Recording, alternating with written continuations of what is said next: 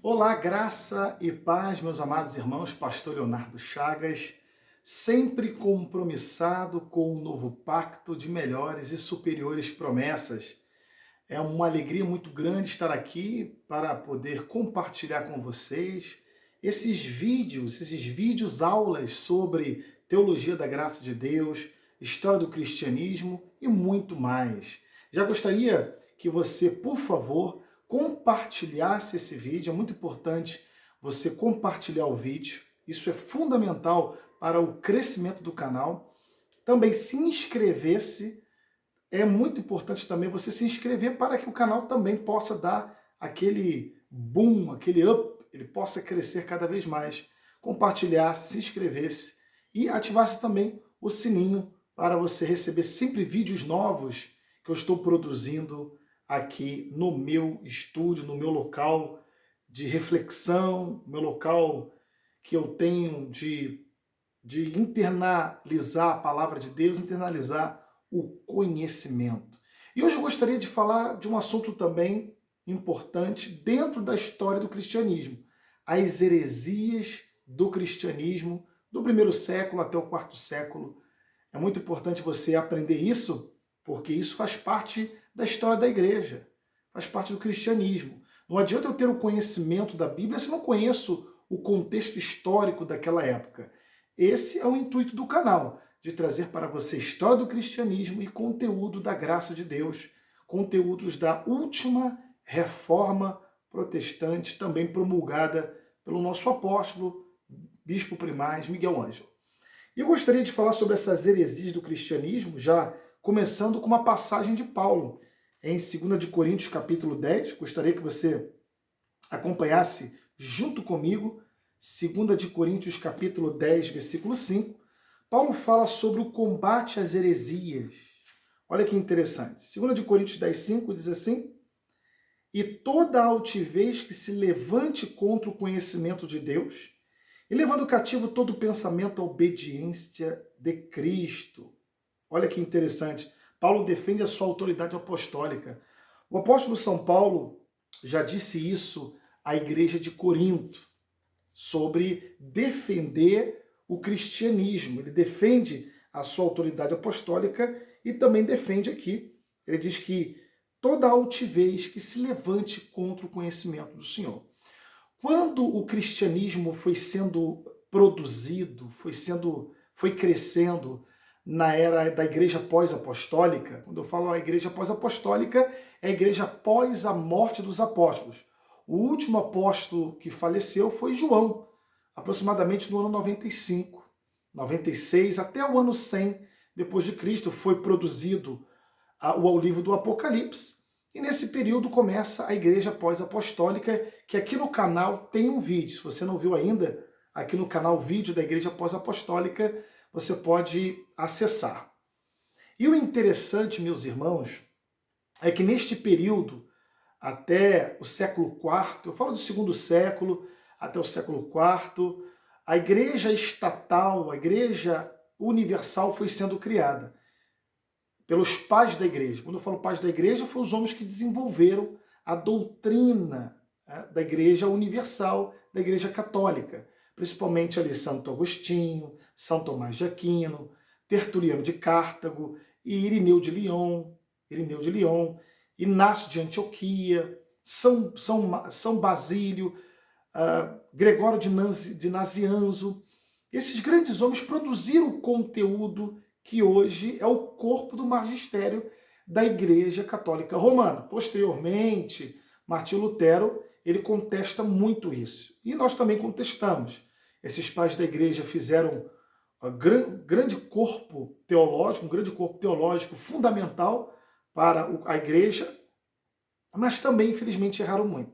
Mas eles tiveram um combate, um combate contra as heresias que estavam permeando o cristianismo. O Novo Testamento já tinha sido formado, as cartas de Paulo já percorriam a igreja, depois os evangelhos sinóticos, as epístolas gerais, o livro da Revelação, do Apocalipse, que foi contestado em muitas igrejas, foi o último livro a ser muito contestado, mas entrou no cânon do Novo Testamento.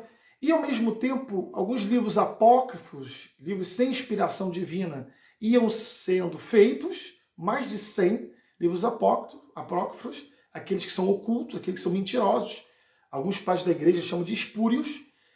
E também alguns homens que se diziam profetas. Por exemplo, aproximadamente no século III, século II, século III, Montano, que criou o montanismo, ele dizia que era o Espírito Santo, que ele era o Espírito Santo.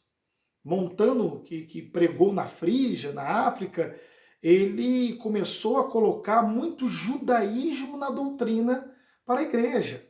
Ele contestou a Igreja Universal, a estrutura da Igreja Universal, ele contestou e começou a querer introduzir no meio do cristianismo o montanismo. Muitas pessoas seguiam ele, inclusive duas mulheres, Prisca e Maximiliana, seguiam este homem Montano. Isso é uma heresia. Ele falava que era o próprio Espírito Santo. Queria colocar judaísmo na igreja. Nós somos contra o judaísmo da igreja veementemente. Outra doutrina também, os gnósticos. Já ouviu falar na gnose? Os gnósticos, eles tinham esse conhecimento como primordial. Eles excluíam o corpo material, que para eles era sujo, e somente o conhecimento poderia trazer alguma coisa para as pessoas. Eles gostavam de estar por cima dos cristãos, se achavam maiores do que os cristãos. Os gnósticos, inclusive na biblioteca de Nag Hammadi, tem muitos livros gnósticos. Eles se achavam acima dos cristãos. O gnosticismo, uma heresia do segundo século. Hoje eu entendo aqui, em 2 Coríntios capítulo 10, versículo 5, como Paulo lutou contra essas heresias. Não contra essas aqui que eu estou falando, mas as antigas. O gnosticismo já existia na época de Paulo. O epicurismo já existia na época de Paulo. O hedonismo, o prazer acima de tudo, já existia na época de Paulo. Paulo, ele contra-ataca muitas heresias. Isso atacou a igreja também, a igreja pós-apostólica. Então, o montanismo, o gnosticismo. Nós temos também os docetistas. Os docetistas, principalmente, eles negavam a humanidade de Jesus. Jesus era somente divino, não era humano. Não era humano. Nós sabemos que Jesus é humano, 100% Deus, e 100% homem. Eles negavam a humanidade de Jesus, os docetistas. Os ebionitas negavam já a divindade, ao contrário dos docetitas que acreditavam que Jesus somente era um espírito, era algo maior, não era humano. Os ebionitas, eles não acreditavam na divindade de Jesus. Jesus era somente humano. Os ebionitas, docetitas, montanos, os arianos, do presbítero Ário de Alexandria, que reduzia Jesus a um ser inferior ao Pai. Jesus é um ser inferior ao Pai. Jesus não é Deus, ele é inferior ao Pai. Inclusive, o arianismo foi refutado no Concílio de Nicéia, no ano 325, promulgado pelo imperador Constantino, que refuta o arianismo. Inclusive, as tribos bárbaras, que vieram da parte norte da Europa, os bárbaros, eles aderiram ao arianismo. Jesus era só um ser criado por Deus, não era Deus. O arianismo tinha outras heresias, o nestorianismo, o marcionismo. Muitas heresias e livros apócrifos estavam percorrendo a igreja. E a igreja teve a necessidade de fazer um cânon do Novo Testamento, que significa regra de fé e prática, para combater o ebionismo, o docetismo, o arianismo, o nestorianismo, o montanismo, o marcionismo, que gostava muito das cartas de Paulo, excluía toda a Bíblia Sagrada, gostava um pouco das cartas de Paulo, mas só algumas, não todas. Tinha várias heresias do cristianismo, que aqui no canal, no futuro, vamos destacar cada uma delas. Hoje estou fazendo um apanhado geral.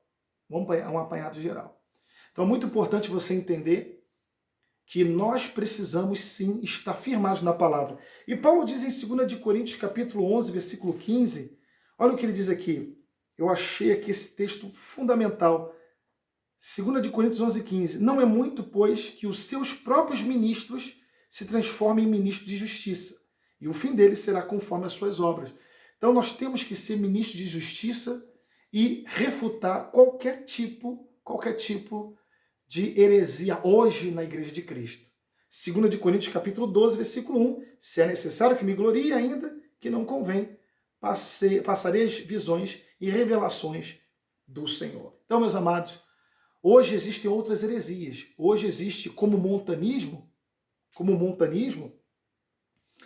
como várias doutrinas, existe hoje também muito judaísmo dentro da igreja.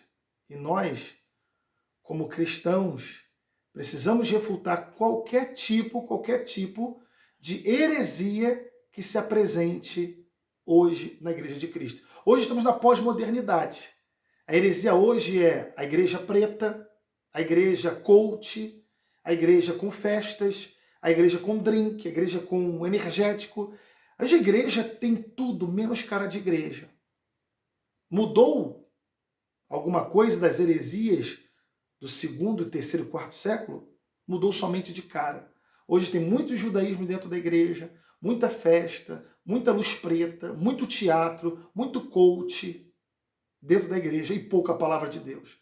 Então a Igreja Universal, que hoje é a Igreja Católica Romana, que mudou muita coisa, isto é um assunto para o futuro. A Igreja Universal, ainda que estava sendo formada, conseguiu manter a sua unidade porque preservaram o Novo Testamento, preservaram a Bíblia Sagrada.